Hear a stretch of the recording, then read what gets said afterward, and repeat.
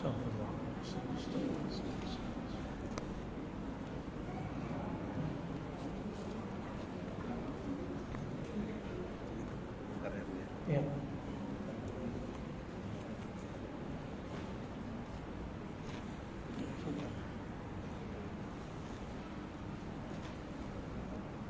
Dan mengimbau sebelum kita laksanakan kepada jemaah untuk senantiasa menjaga jarak dengan bapak dan ibu sesuai dengan titik kita yang telah tersedia. Guna kesehatan juga selalu menggunakan maskernya, kecuali mungkin yang ada kondisi ataupun dengan kajian. Sekali lagi kepada jemaah kami himbau untuk duduk ataupun duduknya sesuai dengan tanda titik hitam yang telah tersedia guna mengikuti pelaksanaan protokol kesehatan. Assalamualaikum warahmatullahi wabarakatuh. Alhamdulillahilladzi arsala ilaina ala Sayyidina Muhammad sallallahu alaihi wasallam. Asyhadu an la ilaha illallah. Asyhadu anna Muhammadan abduhu wa rasuluh. Allahumma shalli wa sallim wa barik ala Sayyidina Muhammad wa ala alihi wa ashabihi wa li baitihi wa dzurriyyatihi. Bapak Ibu jemaah duha yang dimuliakan Allah, ini pertama kali Pak Dokter ya, betul Bu Haji, semoga ini awal yang baik. Kita tidak beraneh-aneh, cuma minta kepada Allah. Terserah Allah tetapkan ada, Allah angkat virusnya, terserah Allah. Itulah ridho, itu tidak minta macam-macam, yang penting dia ridho ya. Nabi Muhammad SAW ketika terusir dari Taif, beliau ridho, itu enggak emosi. Kalau Nabi emosi, datang malaikat Jibril mengatakan, wahai Muhammad, mau engkau aku gulung kampung Taif, kayak kampungnya dibalik sama Allah. Apa Muhammad? Tidak. Mereka tidak mengerti siapa aku. Jadi Nabi itu enggak emosi kalau ada orang enggak paham. Kalau kita beda dikit, pemahaman dikit langsung emosi. Dan Nabi Muhammad sallallahu alaihi wasallam, Nabi yang jadi Nabi, beliau Muhammad ibnu Abdullah.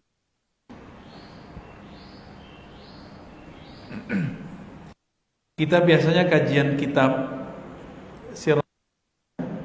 Sirah Nabawi karya Syekh Muhammad Sa'ir Ramadan Al-Buti. Namun karena sudah lama tidak kajian, insyaallah ini semacam pengantar lagi ya. Barangkali yang dulu enggak ikut, kita hantarkan kembali. Judul kitab aslinya Fiqhus Sirah. Fiqh Sirah. Apa arti fiqh? Pemahaman mengenai sirah Nabi. Pemahaman sirah. Sirah ini perjalanan hidup Nabi Muhammad sallallahu alaihi, itu disebut sirah. Maka ada siru fil ard, berjalanlah di muka bumi. Ada perintah begitu ya. Orang yang kurang berjalan di muka bumi itu dia akan menjadi picik. Orang yang berjalan di muka bumi menyaksikan pola macam-macam makhluk, macam-macam suku, maka dia akan jauh dari kepicikan. Seorang yang punya suku tidak pernah keluar dari sukunya, dia akan menganggap sukunya terbaik di alam semesta. Lalu dia fanatis kepada sukunya, disebut dengan asabiyah.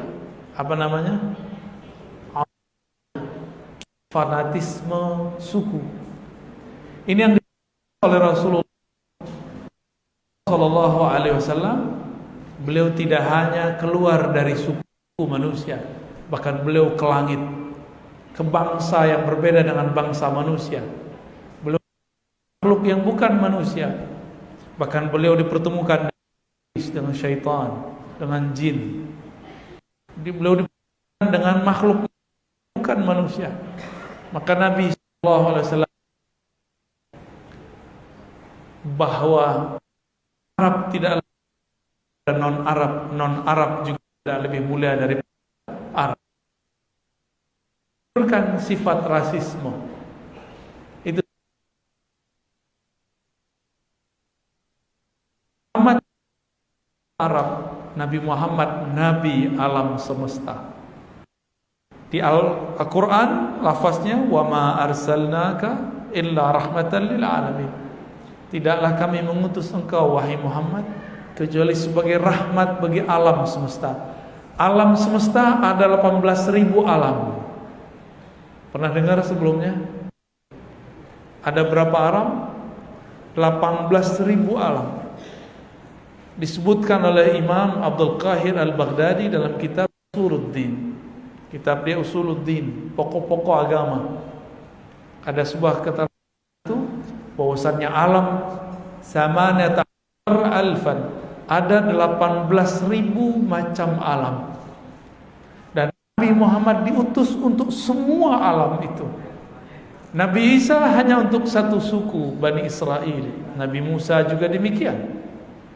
Nabi Muhammad tidak hanya ke orang Arab, tidak hanya ke Bani Israel. Beliau diutus juga kepada Samud, diutus juga kepada guguk, diutus kepada semua binatang, semua hewan, semua jin, semua malaikat. Itu Allah Sallallahu Alaihi Wasallam. Ketika dengan hewan-hewan, hewan tunduk. Beliau jalan, pepohonan pun merunduk. Hadisnya sahih, riwayat Sallallahu Alaihi Wasallam ketika berjalan di pepohonan semuanya merunduk. Ini yang meriwayatkan Imam Tirmizi.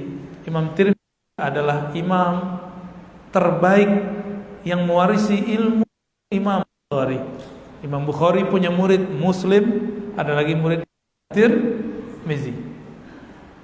Beliau mengatakan ketika Muhammad remaja, Muhammad muda, diajak pamannya Abu Thalib untuk bergerak, berdagang berbagai penjuru negeri. Apa yang terjadi? Seorang raja memperhatikan gerak-gerik Nabi. Walaupun si rahib belum tahu siapa orang ini, tapi dia lihat putihnya. Pohon tunduk kepadanya, hewan pun sujud. Masih remaja. Walhasil dipanggillah siapa orang tua dari remaja ini. Abu Thalib, akulah. Maksudnya akulah pamannya.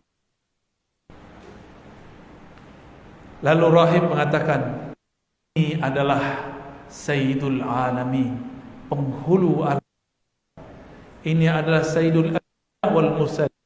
Ini adalah penutup para nabi.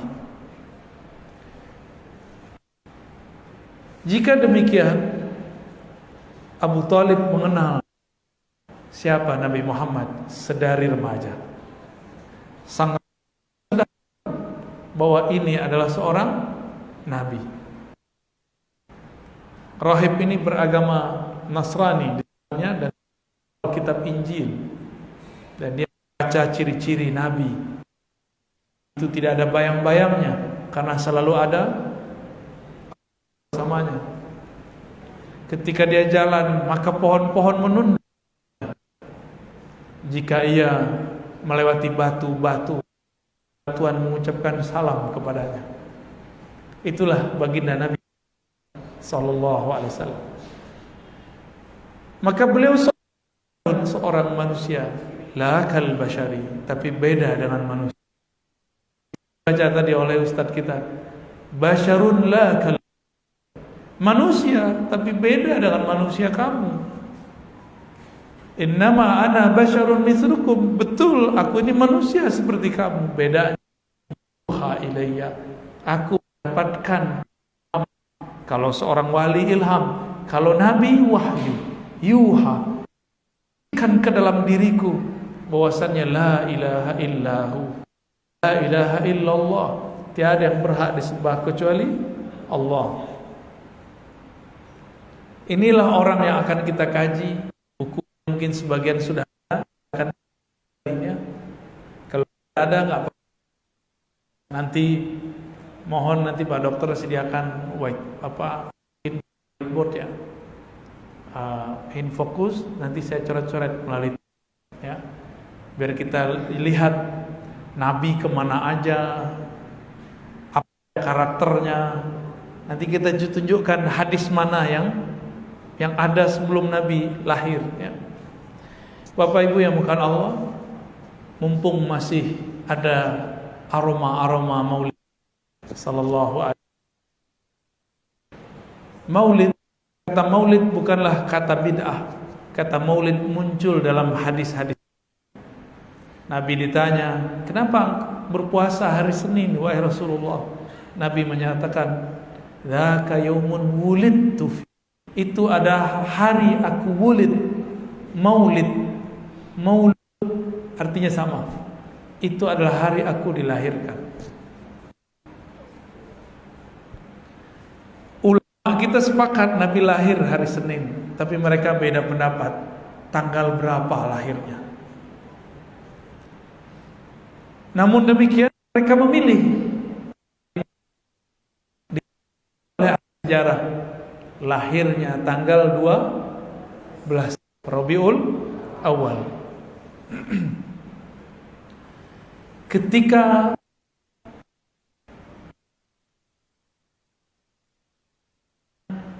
banyak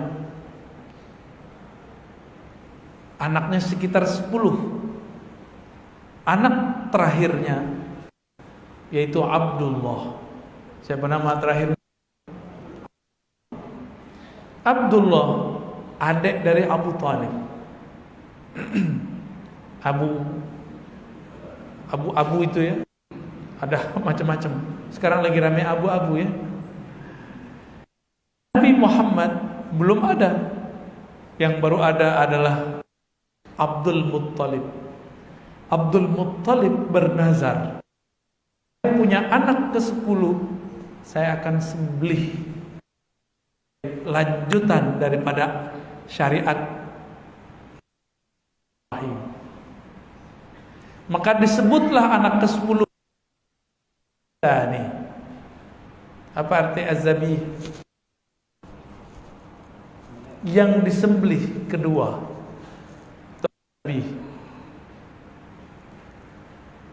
Tapi keluarga beliau, saudara-saudaranya, maka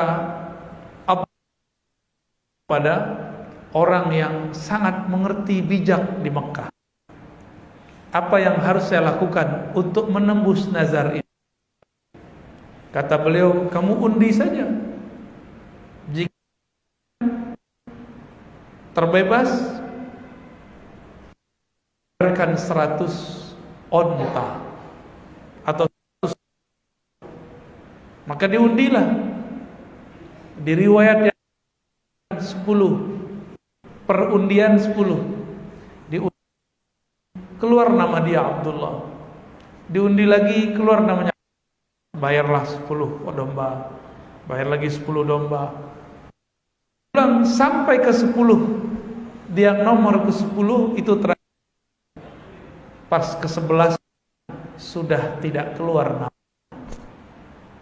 Maka disebutlah harga Allah itu 100 domba. Coba 1 domba harganya berapa, Pak? 3 juta yang murah, yang bagus, Pak. 5 kali 100 berapa? Berapa? 5 miliar. Gitulah, Bapak hitung sendiri aja ya. Segitulah nilai kepalanya Abdullah.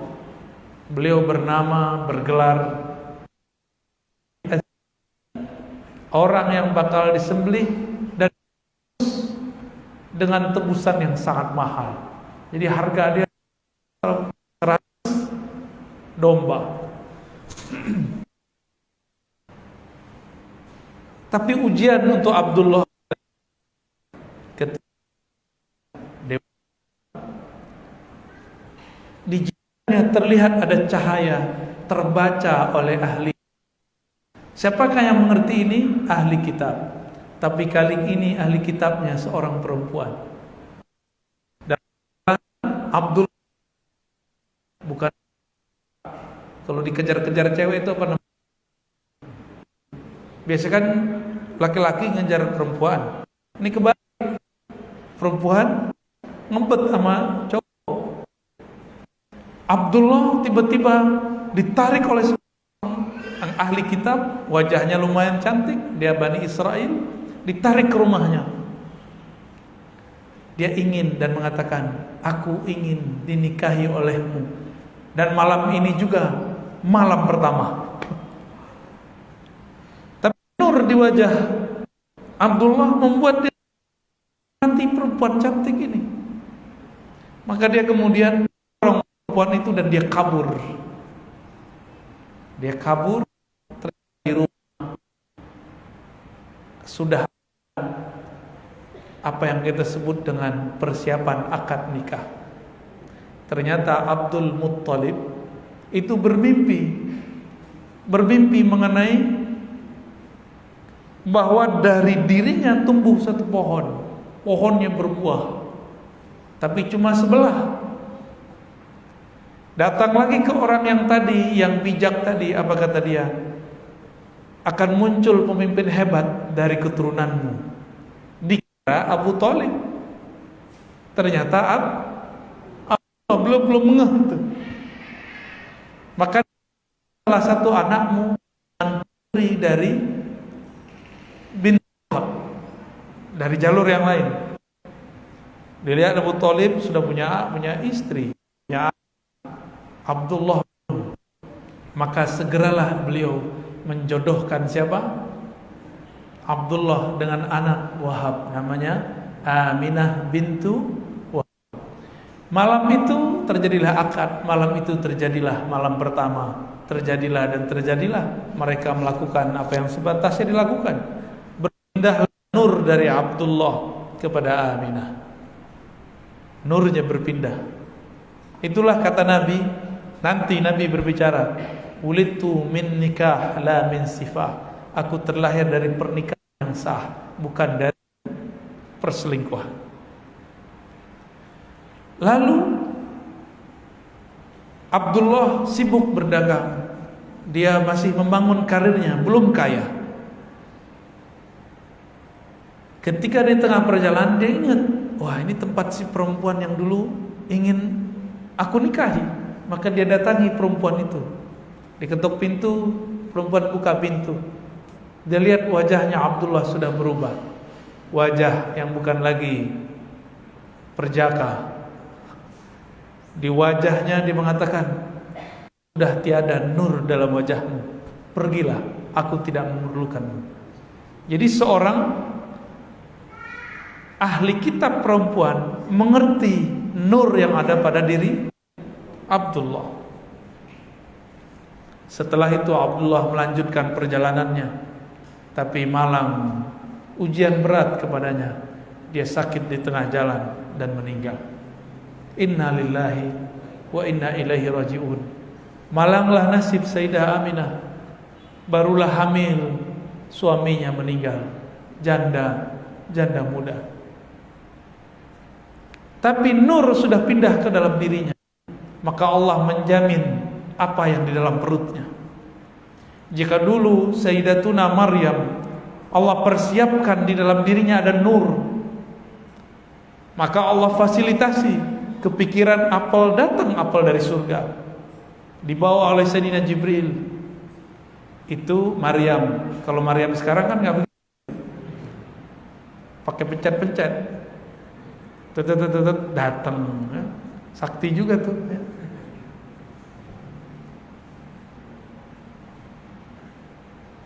Setelah itu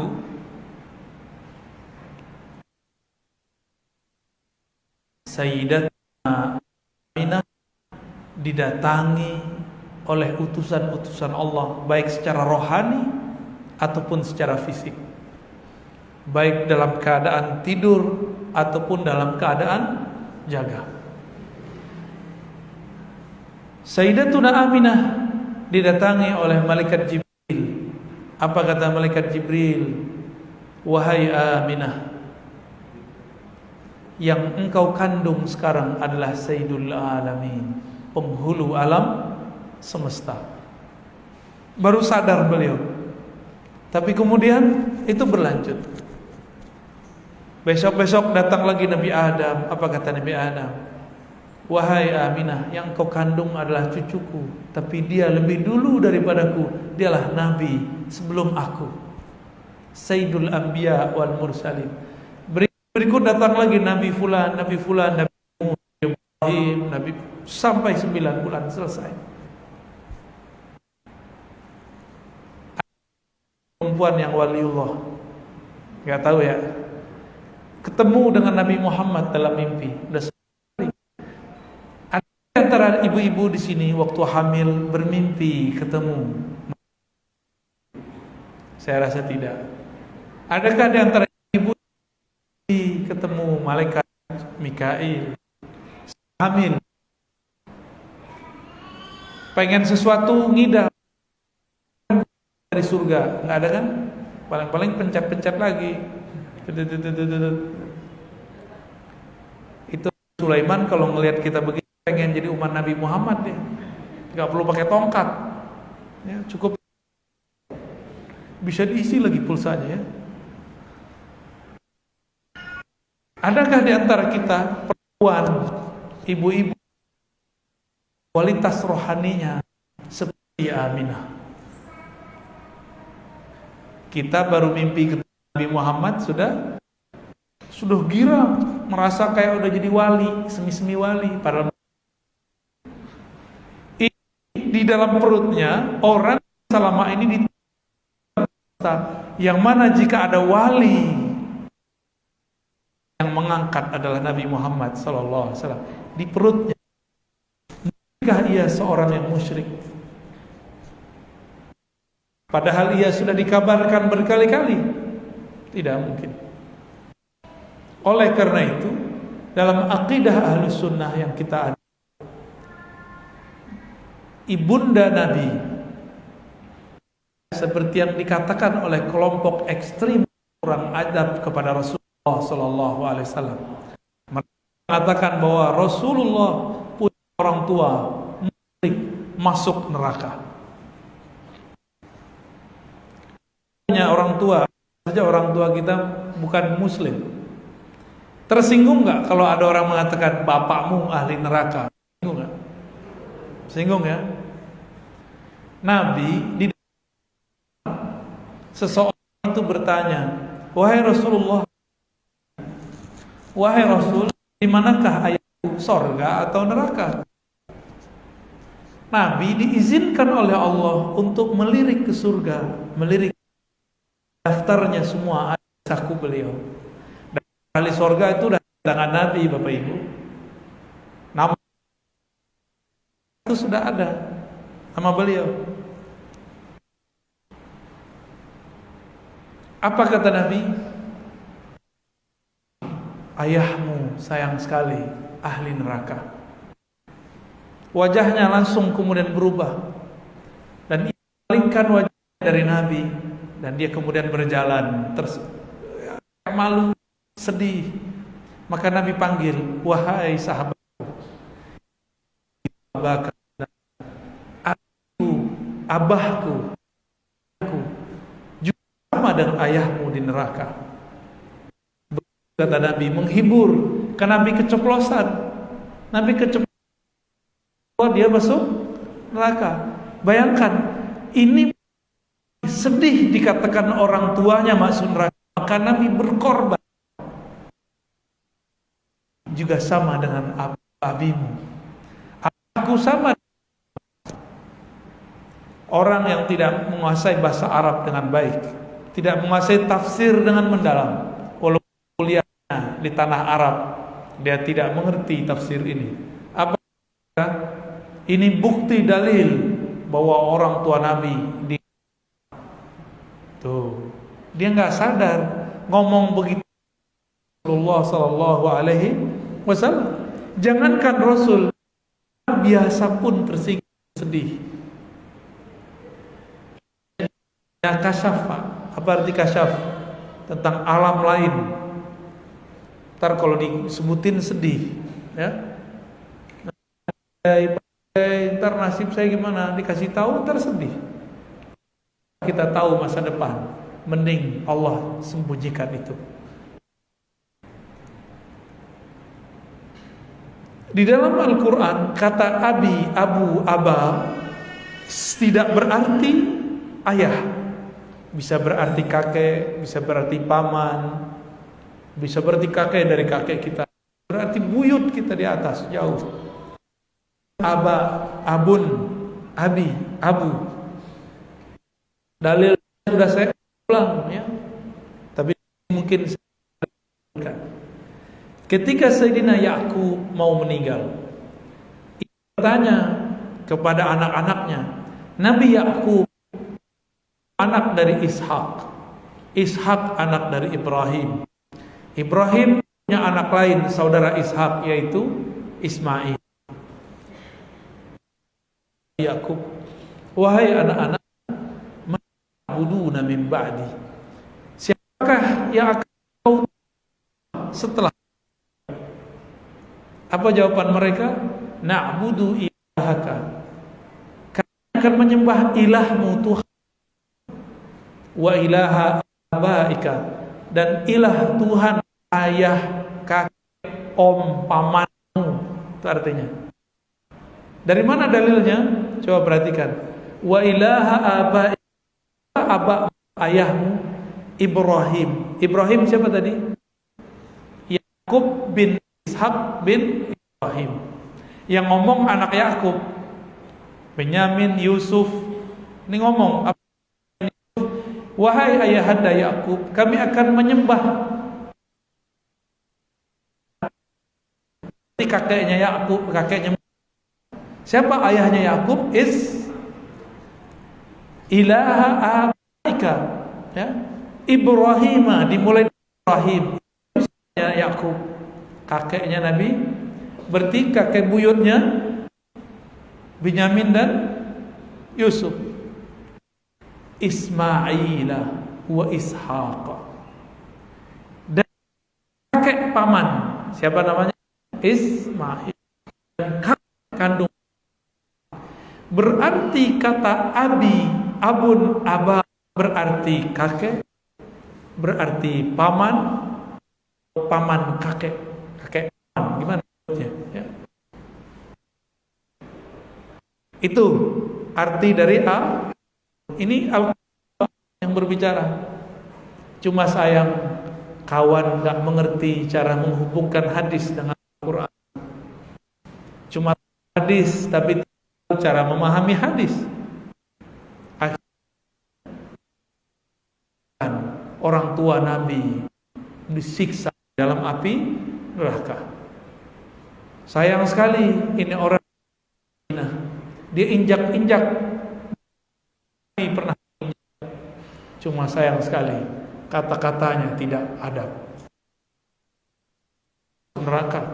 Jika dulu sahabat Nabi sendiri, apalagi Nabi Muhammad sallallahu alaihi, Zainab binti Abu Lahab, seorang muslimah, ayahnya Abu Lahab, anaknya Zainab muslimah, diejek orang Islam yang baru masuk Islam. Ya binta Abi Lahab, ya keturunan putri neraka, kira-kira begitu terjemahan. Tersinggung nggak dia kepada Rasulullah, menyakitiku dengan udah jelas Abu Lahab masuk neraka, benar nggak? Tabat siada Abi Lahabi wa tab. Apa mereka punya perasaan ini? Memang. Maka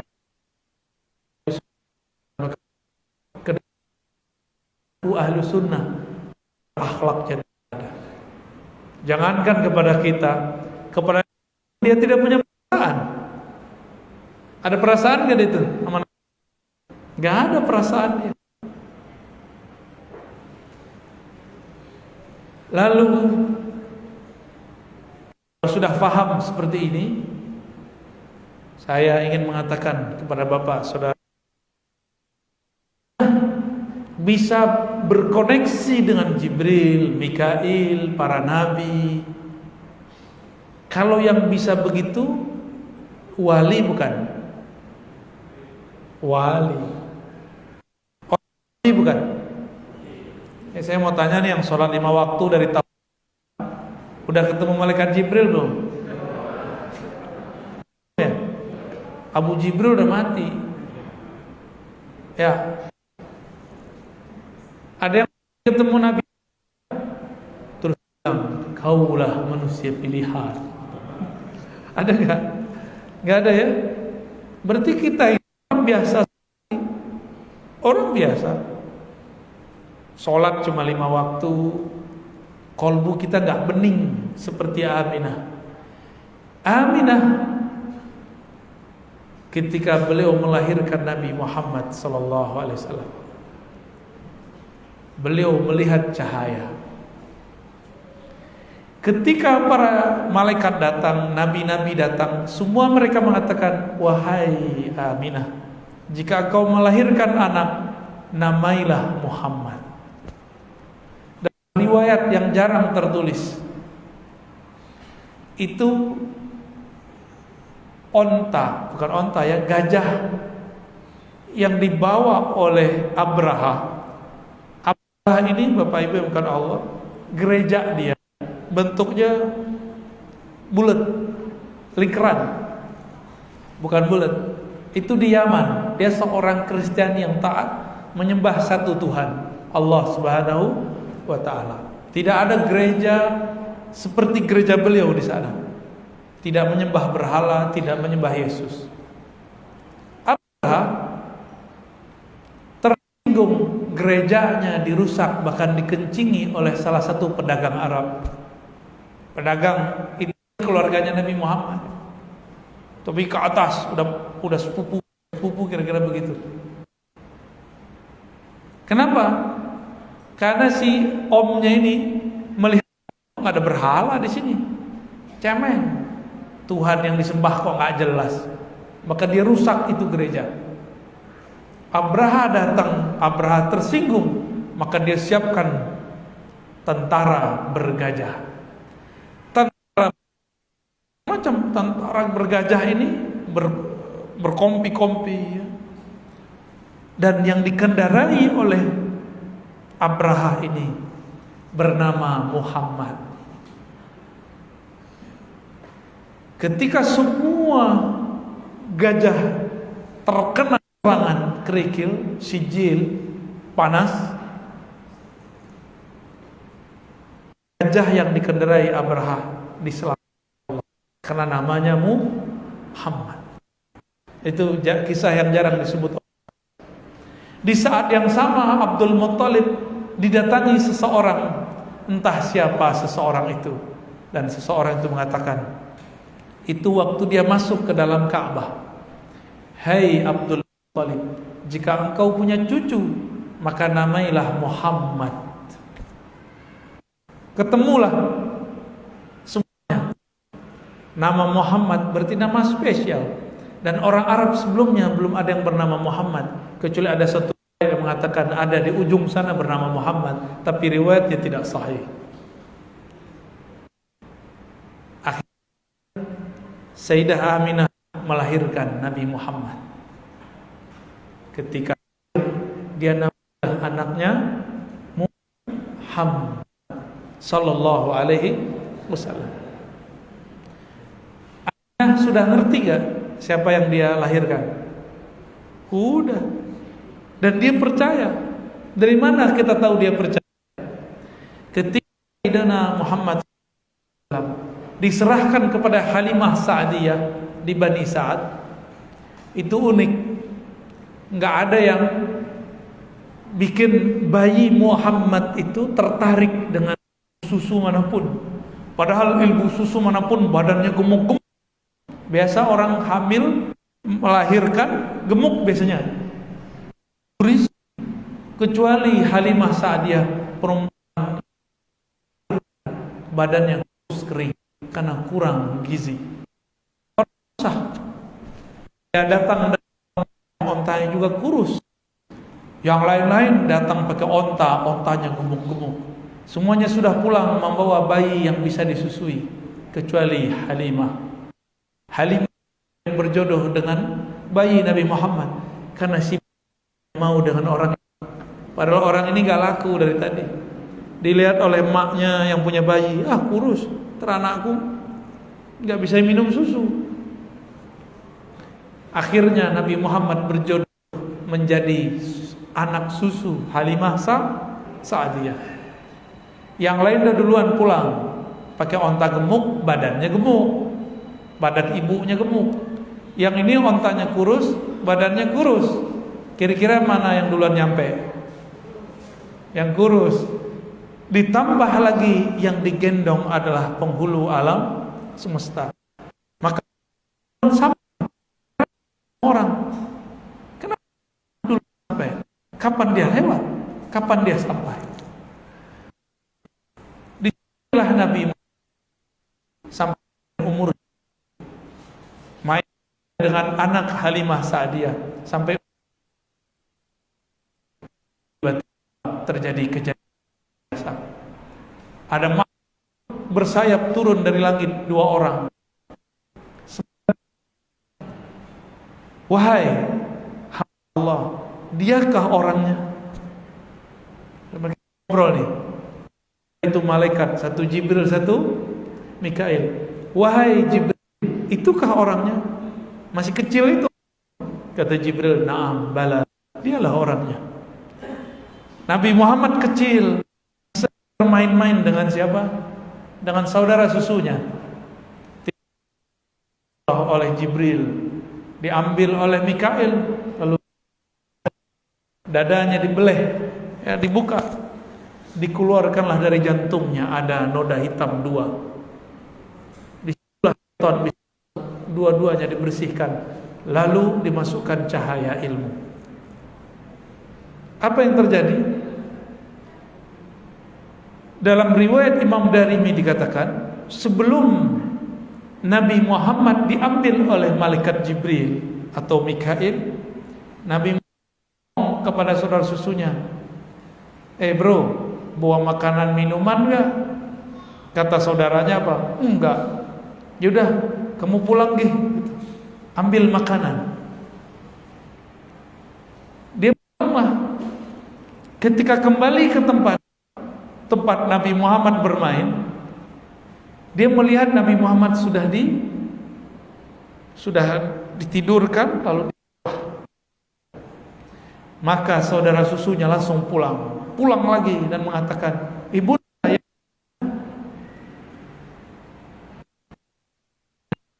Muhammad sudah dibunuh seseorang. Aminah, Halimah Sa'diyah dan suaminya datang sallallahu alaihi wasallam. Tapi datang ke tempat semula, udah kayak anak biasa, tidak ada apa-apa di dalam. Lalu ditanya oleh Halimah, apa yang terjadi padamu, hai anakku? Apa Muhammad? Tadi ada 2 orang bersayap turun, belah dadaku, habis itu pergi. Langsung Halimah ketakutan. Berarti anak yang aku rawat selama ini bukan orang biasa. Dia dicari-cari bahkan oleh makhluk dari langit. Dia katakan, besok Muhammad, aku akan bawa engkau pulang. Aku kembalikan engkau kepada ibumu supaya hidupmu lebih aman. Mungkin engkau tidak aman tinggal di sini. Maka di besok dibawalah ketemu Aminah. Dilaporkanlah kepada Aminah, anakmu ini makhluk dari langit dibelah dadanya, tapi gak mati. Aminah senyum. Apa kata Aminah? Wahai saudaraku, kasih telah menyusui anakku. Anak ini memang beda. Waktu aku melahirkannya, aku tidak melihat darah, tapi yang terlihat cahaya. Cahaya itu tembus kepada Persia sampai kepada Rum. Siapa yang ngomong? Aminah. Jadi Aminah sudah tahu belum siapa yang dia kandung? Sudah tahu bahwa yang dia kandung adalah penghulu alam semesta, bawa cahaya. Maka Aminah adalah awwalu man amana bi nubuwwati nabiyyina Muhammad sallallahu alaihi. Aminah adalah orang pertama yang mengimani Nabi Muhammad bahkan sebelum beliau dewasa. Lalu Abu Talib dan Rahim, baru Khadijah, baru Abu Bakar, Ali, baru Abu Dhar, baru sahabat-sahabat yang lain. Ya, begitu susunannya. Cuma sayang kitab-kitab sejarah kok tidak menyebutkan dengan lengkap. Padahal itu tertulis dalam kitab-kitab riwayat tentang sejarah masa Nabi sebelum diangkat menjadi Rasul sallallahu alaihi wasallam. Mengenal ada disebut pra kenabian, bukan pra ya, kelahiran, ada pra lahir dan pra insyaallah saya coba bedah. Kalau sebagian besar sudah punya buku ya, kalau nggak punya buku juga nggak apa-apa. Sebenarnya Arabnya lebih enak, tapi terjemahnya juga bagus. Silakan dibaca. Itu ada terjemahnya Pak ya. Silakan dicarilah buku itu. Kalau beruntung ya, cari buku itu, Sirah Nabawiyah, Dr. Al-Buti. Karena hemat saya buku yang paling itu sirah. Jadi per event dia bedah lalu dicari rahasianya apa, terjadi kaum tahun berapa ya, semua. Nanti insyaallah perlahan saya akan ceritakan runtut ya. Bapak Ibu ini senang diceritain ya, dari tadi melek terus. Alhamdulillah. Alhamdulillah guru yang juga suka bercerita. Saya ambil cerita mereka dari hadis-hadis yang sahih, yang hasan, yang dhaifnya bisa dinaikkan. Itulah tadi yang saya sampaikan. Gimana Pak Dokter? Udah? Masih mau dia cerita aja. Cerita. Ya dikit lagi ya. Minum dulu Pak. Bismillah.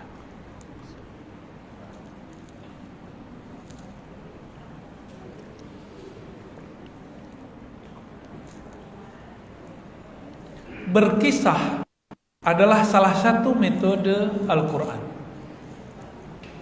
Sayangnya metode ini sekarang tidak dipakai oleh para kita. Anak kecil senang diceritain gak? Kalau ceritanya bohongan, cerita kancil. Bener ya? Orang Sunda tuh punya cerita tentang sosok yang lucu, apa namanya? Kabayan. Si Kabayan itu identik dengan orang apa? Iya, Sunda. Maksudnya karakter dia apa? Lucu. Bukan, dia nggak bodoh, dia polos. Polos, jujur. Sebenarnya si Kabayan itu, kalau si guru saya ya, itu cerita wali yang disamarkan.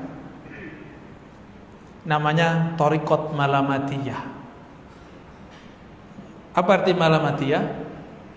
Kalau dia bersikap, nanti dia dicaci orang, diejek orang. Kalau sekarang namanya one second. Gitu. Sehingga orang mempersepsikan beliau ini gila. Dia gila nggak? Padahal dia bukan gila. Nabi Muhammad nanti juga bakal tidur gila, ya. Nanti akan ada masa-masa seperti itu. Tapi sebelum itu terjadi, Nabi Muhammad SAW sudah dikembalikan kepada ibunya. Ibunya, nih, lihat nih, apa yang diajarkan ibunya kepada anaknya. Nabi Muhammad diajak ziarah kepada ayahnya. Berarti ajaran ziarah itu sudah sangat tua, ya, benar nggak? Ziarah ke ayahnya. Berziarahlah Nabi Muhammad. Kemudian nggak lama setelah itu ibunya sakit, meninggal juga ibunya. Apa rahasianya? Kenapa Allah wafatkan ayahnya waktu masih di kandungan?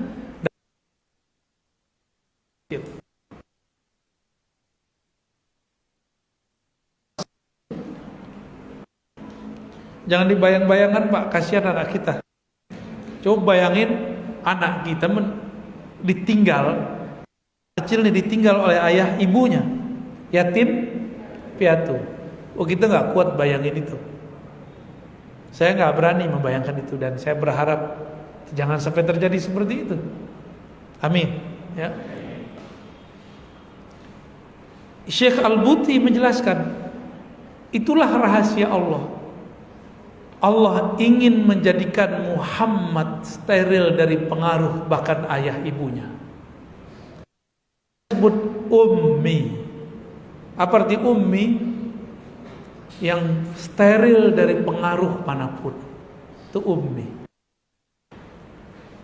Nabi Muhammad SAW kecil sudah jadi nabi. Sudah nabi meskipun dia kecil. Tapi diangkat jadi rasulnya baru umur 40. Bukan umur 25 jadi nabi. Beliau belum lahir udah jadi nabi. Kuntu nabiyan wa Adam munjadilun bainama tin.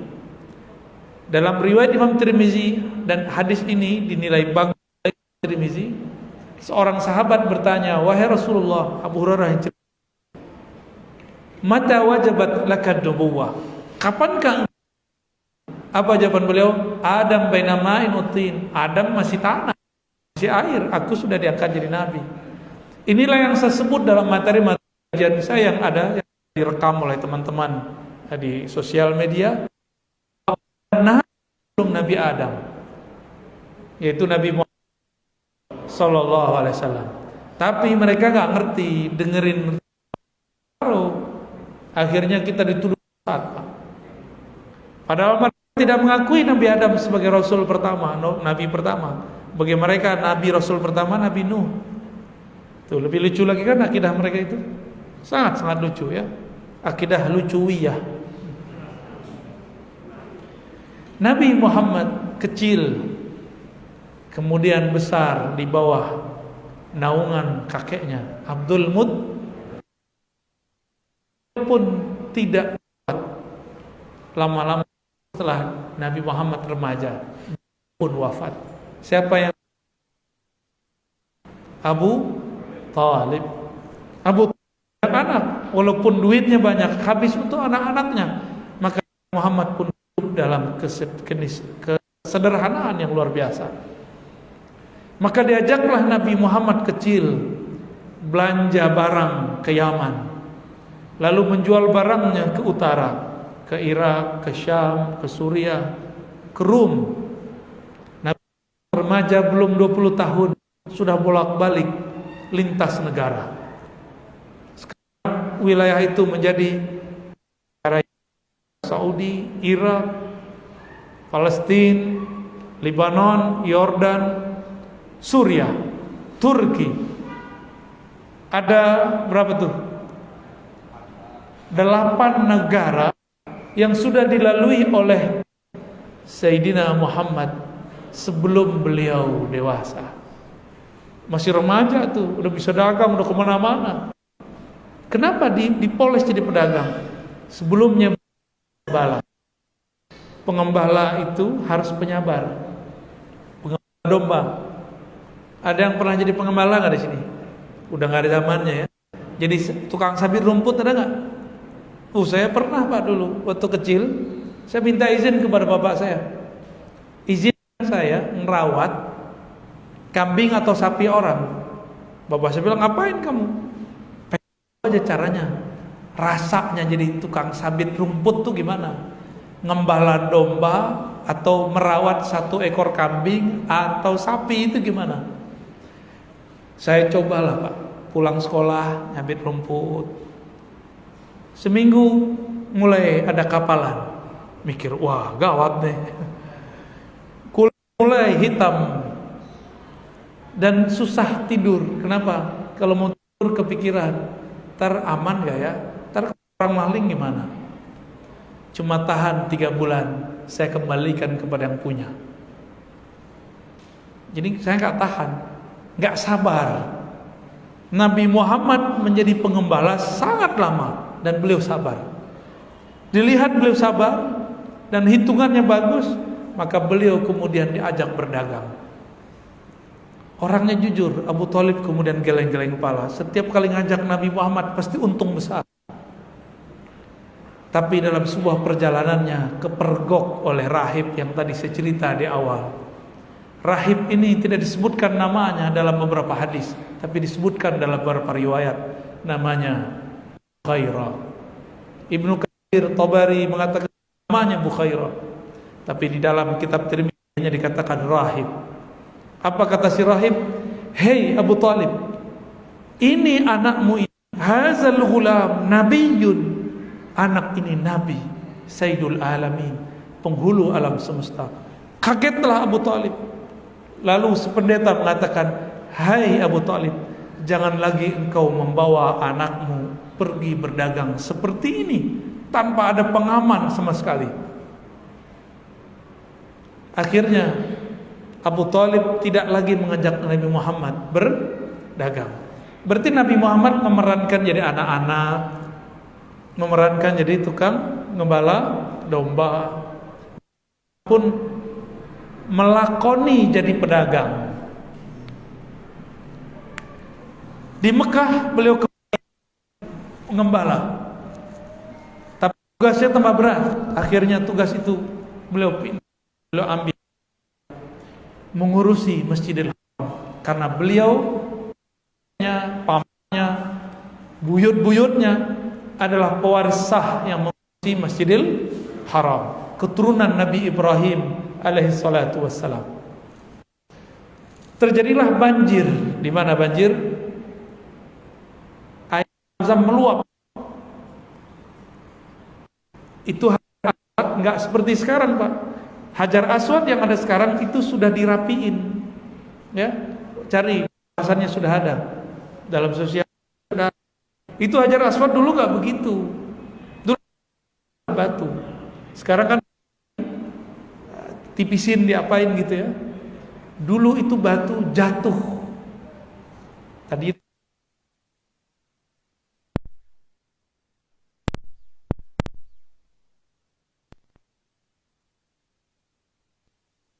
angkat, tapi tidak disanggup mengangkat. Di saat itulah Nabi Muhammad, beliau bukan dengan kecerdasan biasa, tapi kecerdasan nubuat. Nggak kepikiran sama orang, kepikiran sama beliau, karena ia sebenarnya seorang nabi. Apa kata beliau? Tugasnya menyambung silaturahmi. Wahai paman-pamanku, wahai tuan-tuan, jika ingin kalian menyelamatkan, mengembalikan batu suci ini ke tempatnya, ikutilah saranku. Diambillah kain biasa beliau pakai. Itu pun batu cuma mau dengan kain yang beliau pakai.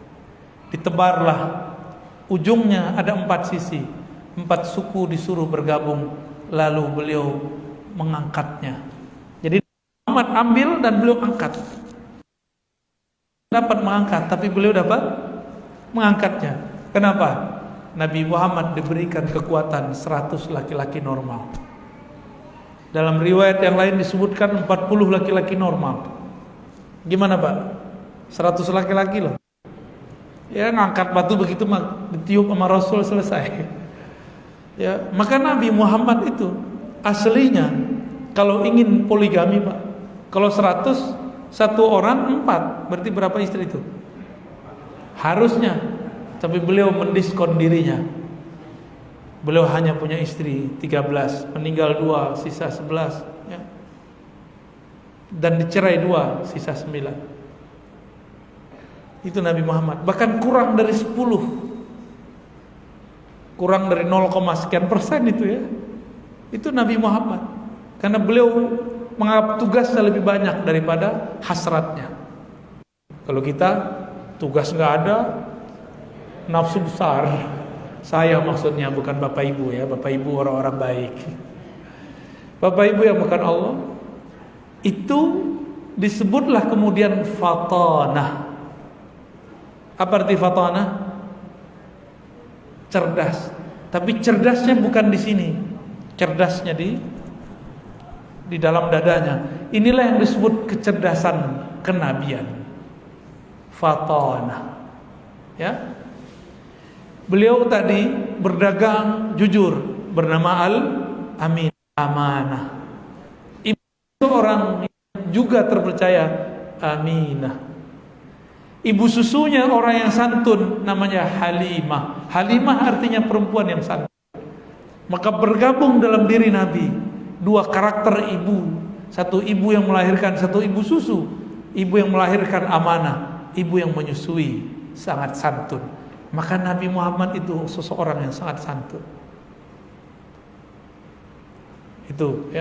Ini dua karakter utama Nabi. Baru nanti belakangan ya, sifat apa? Siddiq dan tabligh itu juga, tapi di kisah yang lain. Bapak Ibu yang dimuliakan Allah, inilah kisah Nabi Muhammad sampai beliau remaja. Ya. Semoga ini masuk ke alam bawah sadar kita. Dah saat kita bersolawat kita bisa menghadirkan kisah ini di dalam diri kita. Ya, amin ya rabbal alamin. Kalau kisahnya udah masuk ke dalam diri, nanti jadi mimpi. Mimpi ada beliau kepada kita dan ridho kepada kita. Semoga semua kita mendapatkan mimpi bertemu Rasulullah sallallahu alaihi wasallam. Baik. Gimana Pak Dokter? Mana nih? Ini MC kita mana? Kabur. Ya. Oke, silakan. Tanya jawabnya kalau bisa pakai kertas. Besok pakai kertas. Sekarang mungkin tanya jawab langsung. Baik, para hadirin, jemaah yang insyaallah kami membuka ada sesi tanya jawab dari Bapak hadirin 1 orang dan dari Ibu 1 orang. Mungkin silakan ada yang bertanya.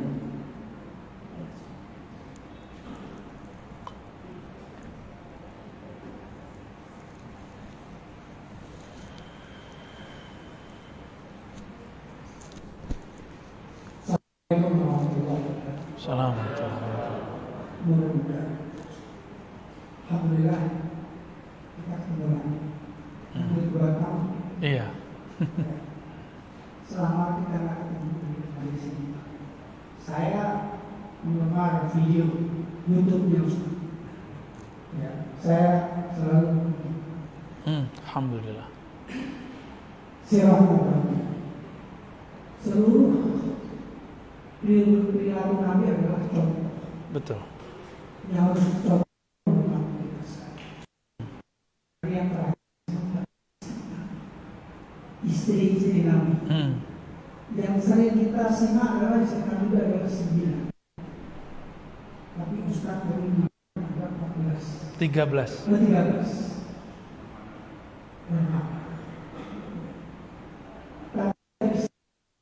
Yang 2 meninggal, yang 2 dicerai. Yang dicerai ini yang jarang mendengar. Ya. Ini Alasannya apa? Kenapa sehingga kita bisa teladani? Mau menceraikan, Pak? Karena ini jarang kita dengar. Iya.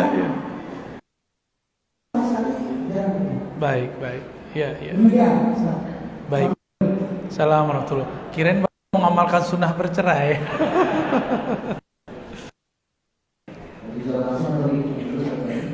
Langsung aja ya. Nabi beristri 13. Ada yang diceraikan 2. Tapi yang saya ingat itu accident apa istilahnya? Istri tua. Jadi si istrinya ini, hadis Bukhari Pak, hadis sahih. Inna kaidahunna matin, ya. Jadi para istri ini kalau membuat skenario, cakep coba kan main untuk menggagalkan pernikahan Nabi. Sudah akad, apa kata istri-istri tua? Masih muda. Neng, kalau nanti suami kita loh ya. Jika suami kita datang masuk, kamu baca doa mujarab. Doa hebat. Apa doanya? Doanya A'udzubillahi minka. Apa arti a'udzubillahi minka? Aku berlindung darimu, hai suamiku. Nabi itu pantang kalau orang baca nama Allah dalam meminta dan berlindung. Kalau ada orang minta sesuatu, Nabi udah minum nih, diminta sama orang, Allah dikasih langsung. Kalau kita kan enggak. Kita pakai baju, kelihatan sama seseorang, wahai Rasulullah, demi Allah, aku minta bajumu. Nabi langsung lepas, karena nyebut nama Allah. Kalau saya enggak mau, saya bukan Rasulullah. Ya, kalau Rasulullah langsung kasih Pak, karena beliau membesar Allah sebesar-besar. Coba tergitu, ya, pasti nggak mau juga, sama kayak saya, karena bukan Rasul. Terus ketika Nabi masuk ke rumahnya, A'udzubillahi minka, aku berlindung darimu, wahai suamiku. Nabi kaget, kok nama Allah dibaca? Isinya berlindung, bukan minta rahmat. Maka Nabi mengatakan, laqad uzti bi'ain, kamu telah berlindung dengan sesuatu besar. Kamu agar minta dijauhkan dariku, menyebut nama Allah, sesuatu barangan.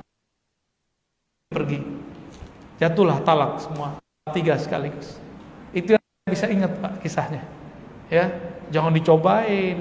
Ya. Kalau ibu ini mau mengamalkannya. Jadi Nabi bercerai karena beliau sendiri. Bahkan ada istri beliau Saudah ini sudah tua. Beliau minta, wahai Rasulullah, aku sudah tua, tapi jangan ceraikan aku. Jadikan aku asistennya. Wah, dulu istri sama istri jadi asisten. Wah, itu Pak ya. Berat. Pikirin aja saya nggak kebayang Pak. Tapi bisa begitu. Pasti bisa. Nggak ada yang nggak bisa. Ya. Kira itu Pak. Nanti akan ada di kitab yang Bapak pegang itu pembahasan khusus mengenai istri-istri Nabi. Saya ceritain semua. Insya. Jadi istri-istri Nabi ini pola, masya Allah. Ummu Salamah lain, Aisyah lain. Dan 2 orang ini adalah pemimpin istri-istri yang mempunyai kecemburuan tingkat tinggi. Aisyah apa ngomongnya, Ummu Salamah apa ngomongnya. Akhirnya Nabi pusing sendiri dan Nabi kemudian mengatakan, baiklah, aku tidak akan mendatangi kalian sebulan lamanya. Itu kejadian. Nabi pernah ngambek sebulan, tapi tidak mentalak. Susah mengatakan talak, karena talak itu dibenci di sisi Allah. Kalau nggak pahit-pahit Nabi, ya.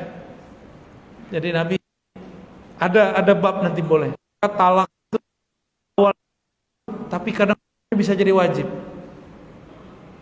Kadang jujur, kadang juga bisa. Tuh di di event-event tertentu, kajian tertentu bisa jadi haram.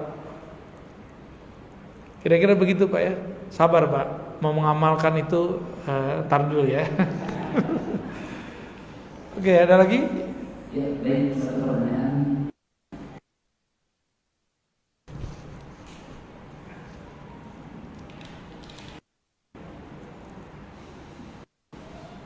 Assalamualaikum warahmatullahi wabarakatuh. Salam.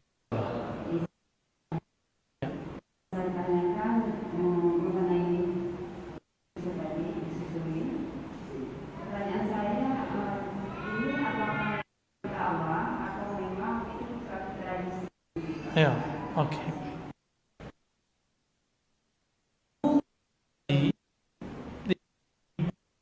Dibolehkan dalam Al-Quran, dalam wahyu-wahyu terdahulu, menyusui bukan kepada ibu kandung, tapi kepada ibu yang lain. Dalam fikih Islam ada namanya anak susu, ibu susu, saudara susu. Benar nggak? Kalau sudah 5 kali nyusunya, maka dia sudah disebut saudara susu. Nah, mengenai 5 atau 10 itu perdebatan ulama ya, berdasarkan hadis-hadis yang beragam. Nanti bahasan khusus. Tapi apakah ini tradisi? Ini tradisi yang kemudian diakomodir, dibolehkan di dalam syariat. Ya, jadi dalam Al-Quran ada pembahasan khusus mengenai menyusui. Tapi tidak disebutkan siapa yang menyusui. Boleh ibunya di situ, boleh yang dibayar. Ya. Jadi itu bagian apa di masa Nabi SAW. Kalau sekarang nggak usah ya. Cuma, ini dalil kebolehan. Misalnya ibu-ibu ini wanita karir 3 bulan, ini belum syar'i. Inggris sudah 6 sampai setahun saya ingat saya. Setahun benar Pak Dokter? Udah setahun saya ingat saya kalau hamil. Di Jepang itu. Tapi kenapa begitu? Karena di Jepang orang nggak hamil. Sekarang ada ancaman kepunahan Pak. Begitu juga di negara maju Inggris. Negara santai. Jadi ibu-ibunya juga santai. Ya. Baik yang menyusui nggak santai semua. Nah, di negara-negara itu ibu diizinkan untuk cuti bersama anak bahkan bulan gitu. Ini di kita masih 3 bulan. Semoga nanti nambah 6 bulan. Nambah lagi lama-lama istri kita bilang, "Mas, aku di rumah saja. Bapak tanah." Ya. Kadang-kadang bapak-bapak ini yang ribet. Kenapa ribet? Si istri gak mau di rumah, maunya kerja karena eksistensi kuliah tinggi-tinggi. Ada juga yang karena faktor ekonomi, itu lain cerita. Ini suaminya sudah mapan, tapi dia masih mau membangun karir di luar. Karena suaminya pengertian, gak mau istrinya, dia izinkan juga. Akhirnya anak karena ego ingin berkarir, anaknya kemudian Allah kasihlah hadiah pandemi. Ternyata adanya kerja home. Coba dulu begitu kan? Ibu-ibu ini kalau perlu kerja jauh-jauh dari rumah bisa sampai bisa nggak yakin juga sih. Kerja dicolek sama anaknya colek bapaknya. Allah itu tradisi Bu, bukan dan boleh ya. Cukup? Sudah jam 10. Ini kami setiap malam Ahad nggak tidur malam ya. Kan kedua ya, kami ada kajian biasa tanggal 30 20 ini di Curug ya, pesantren Al Khair ya, saya lupa nama pesantren. Nanti kita buat kajian hikam di sana. Cuma ini waktu jamnya dimajuin.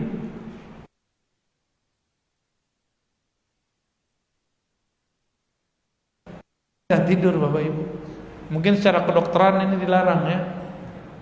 Tidur enggak, malah asik Pak. Asik bener tuh. Di bawahnya, di bawah langit langsung bawah kolong langit. Terus ke yang Karawaci, ya, Village, habis itu ke sini. Jadi saya baru rehat sekitar 45 menit lah. Ya. Makanya saya nyandar karena punggung udah kerasa lelah. Untuk menceritakan Nabi, saya lawan rasa lelah itu. Semoga Allah memandang lelah kita menjadi berharga di sisi.